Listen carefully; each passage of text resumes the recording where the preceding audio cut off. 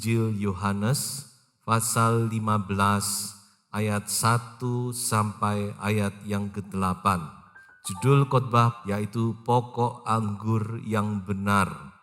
Akulah pokok anggur yang benar dan Bapakkulah pengusahanya. Kamu memang sudah bersih karena firman yang telah kukatakan kepadamu. Akulah pokok anggur dan kamulah ranting-rantingnya. Barang siapa tinggal di dalam aku dan aku di dalam dia, ia berbuah banyak. Sebab di luar aku, kamu tidak dapat berbuat apa-apa. Jikalau kamu tinggal di dalam aku dan firmanku tinggal di dalam kamu, mintalah apa saja yang kamu kehendaki, dan kamu akan menerimanya. Puji Tuhan. Di dalam Injil Yohanes ada 7 pernyataan dari Tuhan Yesus tentang siapa dirinya. Dan di antara 7 pernyataan ini, maka pernyataan yang satu ini adalah yang paling unik. Karena di dalam pernyataan ini kita melihat bagaimana hubungan Yesus dengan gerejanya yang begitu dekat. Saya mau berbicara ada 3 hal penting yang bisa kita tangkap dari 8 ayat yang sudah kita baca ini. Yang pertama dikatakan bahwa hidup saudara dan saya itu sangat tergantung kepada Tuhan. Inilah pesan penting yang pertama yang ingin disampaikan oleh Tuhan Yesus di dalam perumpamaan pokok anggur ini. Jadi Tuhan Yesus mengatakan bahwa hubungan antara gereja dengan pribadinya itu seperti ranting yang melekat pada pokok. Maka saudara-saudara dikatakan kalau ranting ini lepas dari pokok, maka ranting ini tidak ada gunanya dan tidak ada artinya lagi. Karena seluruh kehidupannya itu tergantung dari pokok. Ini satu hal yang sangat penting yang perlu kita sadari dalam kehidupan kita. Bahwa hidup kita, hidup saudara dan saya itu tergantung kepada Tuhan. Amin. Bukan Tuhan tergantung kepada kita. Jangan dibalik. Bukan ranting yang menopang pokok, tetapi pokok yang menopang ranting. Jadi pokok itulah sumber segala-galanya. Pokok itulah sumber kehidupan. Pokok itulah yang membuat ranting ini bisa berarti. Mari kita mau menyadari bahwa kehidupan kita itu sangat tergantung kepada Tuhan kita Yesus Kristus. Di luar Yesus kita bukan apa-apa dan kita tidak dapat berbuat apa-apa. Jangan sampai kita berpikir saya masih bisa berbuat sesuatu walaupun tanpa Tuhan. Tidak bisa apa-apa. Hidup saudara dan saya yang sudah diselamatkan, yang sudah dilahirkan baru, yang sudah dibebaskan oleh Tuhan. Kita tergantung kepada Tuhan kita Yesus Kristus. Di luar Yesus kita tidak bisa berbuat apa-apa dan kita bukan apa-apa. Itulah sebabnya saudara, marilah kita sungguh-sungguh menyadari dan kita mau bersyukur kepada Tuhan. Kalau kita boleh ada sebagaimana kita ada saat ini, itu semua karena Tuhan. Amin. Ranting itu ketika dia terlepas dari pokok, maka dikatakan dia akan menjadi kering. Kalau sudah kering, maka sudah tidak ada artinya lagi. Hanya satu nasibnya, dia akan dikumpulkan untuk dibakar di dalam api. Habis. Biarlah kita yang sudah diselamatkan, kita mau tetap tinggal di dalam Tuhan. Jangan sampai kita keluar, jangan sampai kita melepaskan diri dari pokok anggur yang benar ini, yaitu Yesus Kristus. Dialah pokok anggur yang benar. Di luar Yesus tidak ada yang lain. Biarlah kita mau senantiasa melekat kepada Yesus. Apapun juga, meskipun ada angin, ada badai, ada hujan, ada apapun, kita mau tetap melekat kepada Yesus. Amin. Biarlah ini menjadi satu komitmen kita. Di dalam Alkitab ada satu cerita yang kita semua sudah tahu, yaitu di dalam Injil Lukas pasal 15 tentang seorang yang berusaha lepas dari kasih bapaknya. Walaupun ini cerita adalah perumpamaan, tetapi itulah yang seringkali terjadi. Ada seorang anak yang mencoba untuk lepas dari bapak, karena dia merasa dia mampu untuk hidup sendiri, untuk tinggal sendiri, maka dia melepaskan diri dari bapak. Ya memang pertama-tama sepertinya tidak ada apa-apa. Bahkan anak ini mungkin menikmati kesenangan. Tidak ada lagi yang mengawasi, tidak ada lagi yang ngomeli, tidak ada lagi yang nasihati. Dia mau berbuat apa saja dia bisa. Apalagi dia punya uang. Tapi apa yang terjadi saudara?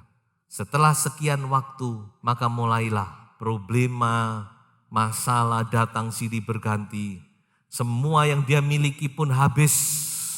Dan pada saat itu dia baru sadar, oh iya, aku sudah salah. Aku melepaskan diri dari Bapak.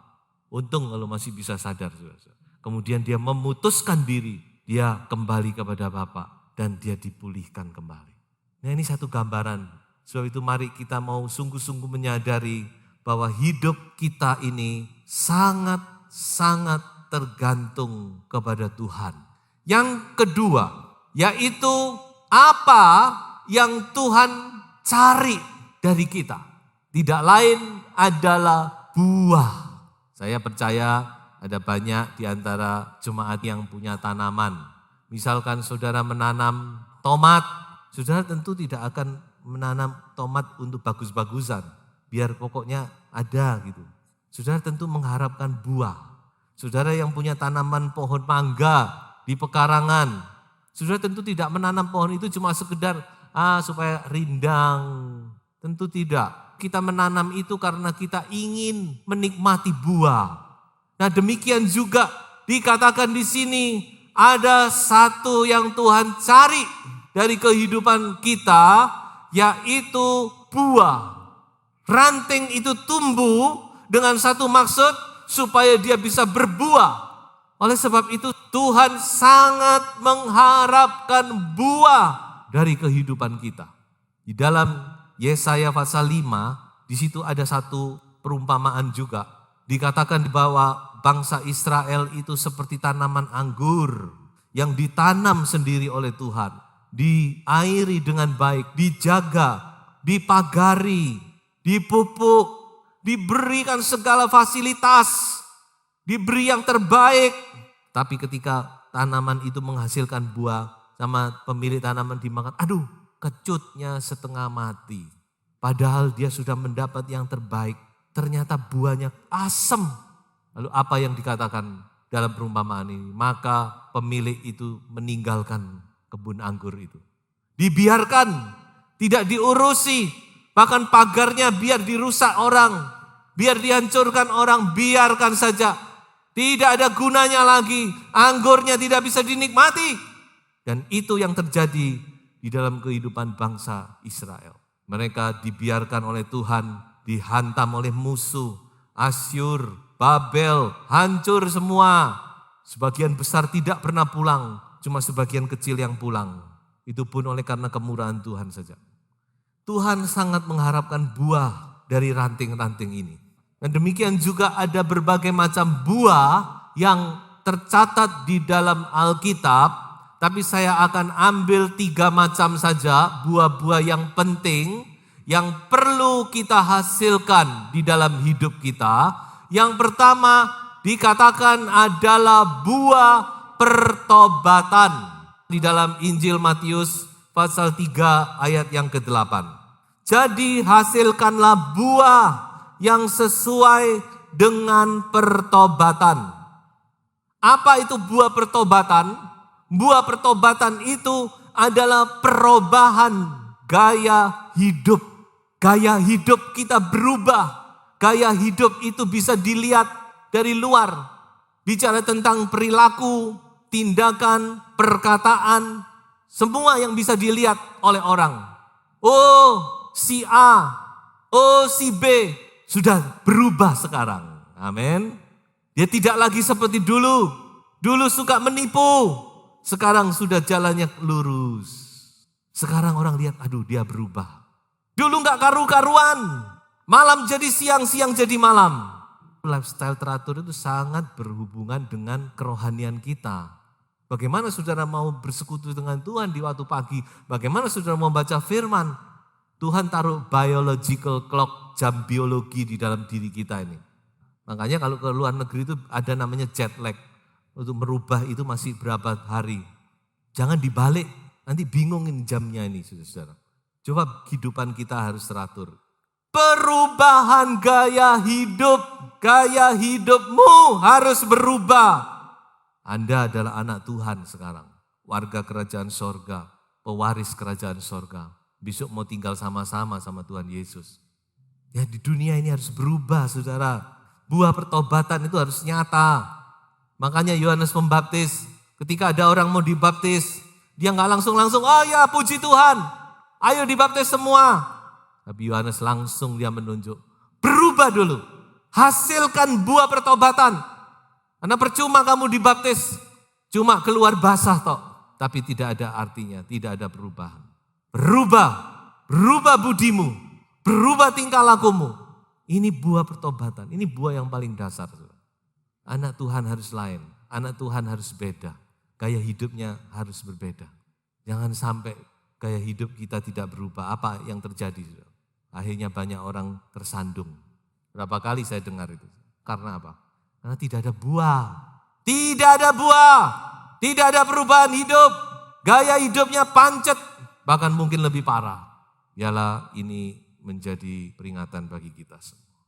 Yang kedua, buah roh. Mari kita baca Galatia pasal 5 ayat 22 dan ayat yang ke-23. Tetapi buah roh ialah kasih, sukacita, damai sejahtera, kesabaran, kemurahan, kebaikan, kesetiaan, kelemah lembutan, penguasaan diri. Tidak ada hukum yang menentang hal-hal itu. Jelas buah roh. Firman Allah jelas namanya buah roh. Berarti ini dihasilkan dari Roh Kudus. Buah roh itu harus muncul dalam kehidupan kita. Apa itu buah roh? Buah roh itu adalah perubahan sifat hidup atau karakter. Kalau tadi gaya hidup di luar, orang bisa melihat langsung. Tapi yang ini di dalam. Di dalam pun Tuhan ingin berubah, saudara. Tidak cukup cuma kita berubah secara luar, tapi dalamnya tetap masih menyimpan dendam, masih mangkel, masih mudah marah, masih tidak sabar, masih kasar, tidak punya penguasaan diri, pelit, serakah, tidak baik, tidak mau berbagi. Ayo saudara-saudara, izinkan roh itu bekerja, harus diizinkan. Ini proses. Tidak seperti yang pertama. Kalau yang pertama orang bertobat dia meninggalkan yang lalu. Oh dia bersuka cita kayak Sakeus bertobat. Langsung dia bilang, Tuhan aku sekarang mau berubah. Yang aku tipu aku kembalikan 4 kali lipat. Dan sebagian hartaku aku bagikan kepada orang miskin. Ini langsung. Yang pertama buah pertobatan. Tapi yang buah roh ini proses. Tapi harus kita izinkan Roh Kudus itu berbuah dalam hidup kita. Kita punya roh, izinkan roh itu bekerja. Dan memang saudara-saudara, proses ini butuh waktu. Tapi saya percaya yang namanya Roh Kudus itu tidak ada yang mustahil, saudara-saudara. Pepatah Cina berkata apa? Jiangsan ikai, pensing nan iya. Artinya gunung itu masih bisa dipindah, tapi karakter sulit. Itu pepatah. Tapi kalau di dalam Tuhan tidak ada yang mustahil. Amin. Tidak ada yang sukar. Karena Tuhan yang membentuk kehidupan kita. Dia bisa mengubah kita menjadi seperti Yesus. Salah satu contoh yang jelas itu Musa. Musa itu diproses sama Tuhan, saudara-saudara. Musa yang dulu itu lain. Begitu dia marah, begitu tersinggung harga dirinya, langsung dia pegang kepala orang itu, dia puter blek. Itu dia dipersiapkan jadi panglima, jadi pewaris kerajaan. Makanya tidak heran kalau dia membunuh orang begitu mudah. Itu Musa yang dulu. Tapi setelah 40 tahun diproses, firman Allah berkata apa? Tidak ada orang yang lebih lembut hatinya daripada Musa di muka bumi ini. Itu Tuhan, saudara-saudara. Mau diproses oleh Tuhan? Harus mau. Kalau enggak gimana nanti Tuhan mau mengharapkan buah. Biarlah kita menjadi buah yang manis. Ini buah roh harus ada dalam hidup kita. Oh, Tuhan melihat enggak sia-sia.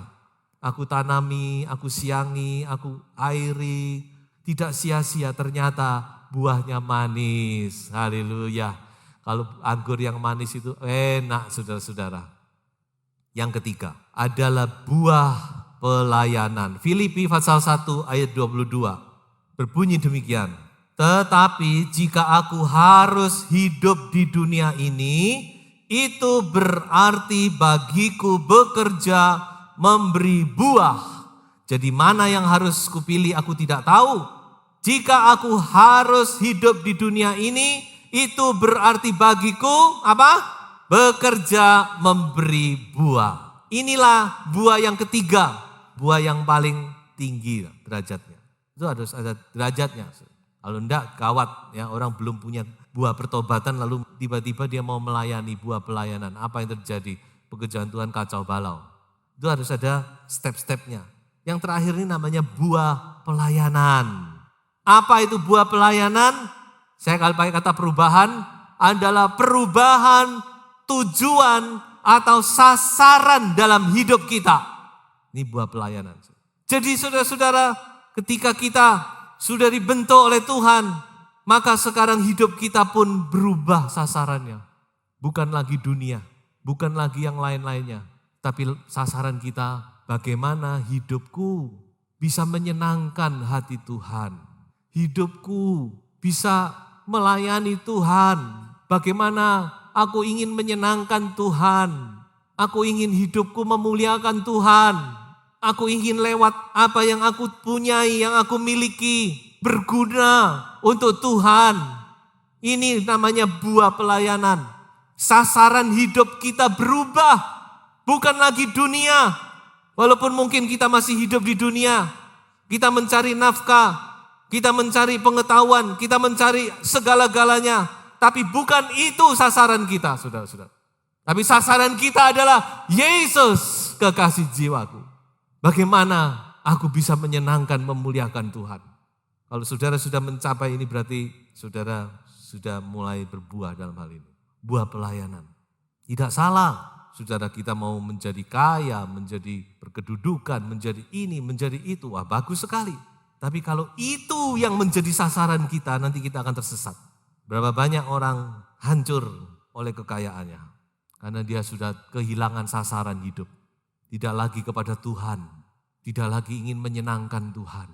Biarlah kita seperti Paulus. Dia berkata apa? Hidupku bukan aku lagi. Tetapi Kristus yang ada di dalam aku. Tidak salah, semuanya tidak salah. Hidup harus dicapai dengan maksimal. Tapi jangan lupa sasarannya harus kepada Tuhan. Kita menyekolahkan anak setinggi langit itu baik. Tapi arahkan mereka kepada Tuhan. Nak, jangan lupa melayani Tuhan. Dengan segala yang engkau punyai. Jangan arahkan anak mencapai sekolah tinggi, mencapai kedudukan tinggi supaya dia menjadi kaya. Supaya hidupnya berkelimpahan. Tidak ada gunanya semua itu. Dunia ini akan lenyap, tidak berbekas. Hanya orang-orang yang melayani Tuhan yang akan diingat untuk selama-lamanya oleh Tuhan. Arahkan segala hidup saudara kepada Tuhan. Hidupku berarti bekerja, memberi buah. Maka kita tidak akan sia-sia saudara hidup di dunia ini. Lalu apa yang dikatakan oleh Tuhan Yesus? Dikatakan kalau kita berbuah, Tuhan akan bersihkan kita dengan firman-Nya. Ini proses pengudusan. Tetapi sebaliknya, bila ranting itu tidak berbuah, Tuhan berkata apa? Akan dipotong. Dan akibatnya kalau dipotong apa? Sama Seperti ranting tadi yang lepas dari carang, dia pasti akan kering. Kering, dan akhirnya akan dibuang ke dalam api. Yang ketiga, saudara-saudara, pesan yang ketiga yaitu tentang rahasia hidup berkelimpahan. Apa rahasia hidup berkelimpahan? Sebenarnya rahasianya itu tidak terlalu sulit, cuma satu saja yang Tuhan minta, melekat. Ranting itu harus melekat pada pokok. Ingat, ranting ini tidak perlu berusaha, tidak perlu dia bagaimana caranya supaya aku berbuah tak peres-peres awakku, tak bisa. Dan tidak perlu, ranting itu cukup melekat saja. Melekat saja. Ketika dia melekat, karena ini pokok yang luar biasa ini. Pokok unggulan ini. Pokok yang luar biasa, pokok yang wah hebat ini saudara. Kalau dia melekat dan tidak lepas dari pokok ini, maka dengan sendirinya itu sari-sari makanan, semua itu akan mengalir ke situ. Mengalir. Dan dia akan terus tumbuh, tunas, bulir, dan akhirnya dia akan berbuah-buah lebat. Jadi rahasia hidup yang berkelimpahan, rahasia hidup berbuah, itu cuma satu yang Tuhan minta, melekat. Dalam ayat yang begitu pendek, 3 kali Tuhan selalu berkata, kamu di dalam aku di dalam kamu. 3 kali. Kamu di dalam aku di dalam kamu. Kamu di dalam aku, firmanku di dalam kamu. Ini satu rahasia. Secara pikiran sulit untuk menggambarkan ini. Saudara. Bagaimana kalau satu benda di dalam benda lain, tentu dia tidak mungkin di luarnya benda itu. Begitu ya. Tapi ini bukti adanya satu union, satu kesatuan yang sudah menjadi satu. Saudara. Sudah tidak bisa dilepaskan lagi. Jadi mana yang di dalam mana sudah bingung. Saya pakai kata intimacy, hubungan yang intim. Tuhan ada di dalam hati kita ada di dalam hati Tuhan. Satu keintiman, hubungan yang intim yang tidak bisa dilepaskan seperti suami istri. Suami istri yang intim itu di mana saja istri itu ada di dalam hati, demikian juga istri di mana saja suami ada di dalam hatinya. Inilah sebenarnya rahasia. Dan apa yang Tuhan katakan dalam hubungan yang intim itu, ada janji yang luar biasa. Di ayat yang ke-7 dikatakan apa? Mintalah apa saja yang kamu kehendaki dan kamu akan menerimanya. Amin. Haleluya. Minta apa saja yang kamu kehendaki. Kalau ada hubungan yang intim saudara-saudara, Tuhan ada jaminan yang luar biasa. Minta apa saja yang kamu kehendaki dan kamu akan menerimanya. Ya, di dalam hubungan yang intim ini ada janji yang luar biasa. Dikatakan bahwa apa saja yang kita minta, kita pasti akan menerima. Dan terakhir, mari kita baca kembali ayat yang ke-8. Saya akan kunci dengan ayat ini. Dikatakan di sini apa, saudara? Dalam hal inilah Bapakku dipermuliakan, yaitu jika kamu berbuah banyak, dan dengan demikian kamu adalah murid-muridku.